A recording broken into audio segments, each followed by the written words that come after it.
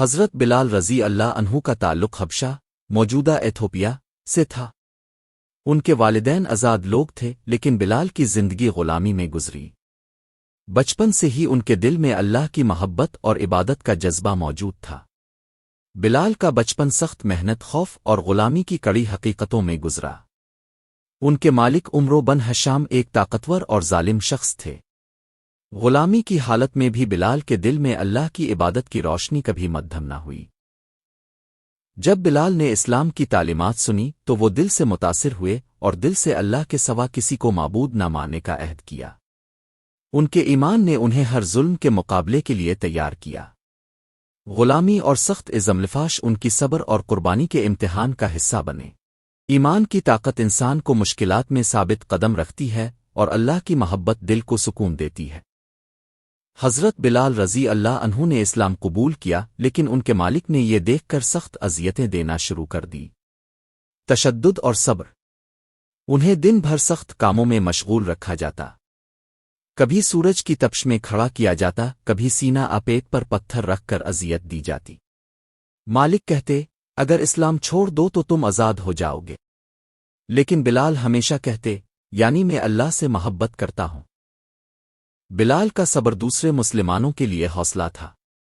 ان کی آواز میں اللہ اکبر سن کر غلام مسلمان دل سے دلاسا پاتے۔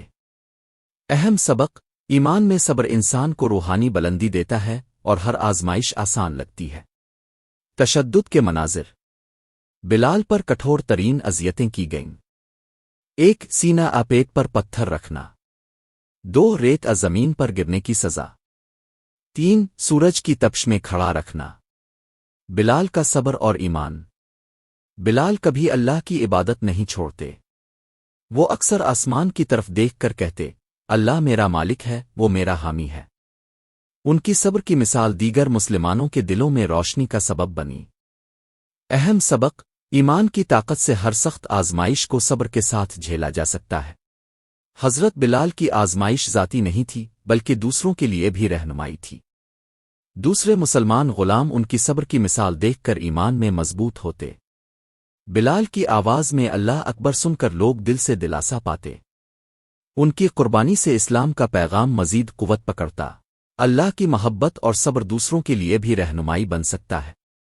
باب: حضرت بلال رضی اللہ عنہ کی زندگی کا نیا باب اس وقت کھلا جب نبی کی ہدایت پر مسلمان مکہ سے مدینہ ہجرت کرنے لگے۔ ہجرت کے بعد بلال کی غلامی ختم ہوئی۔ آزاد ہو کر انہوں نے مدینہ میں اسلام کی خدمت شروع کی۔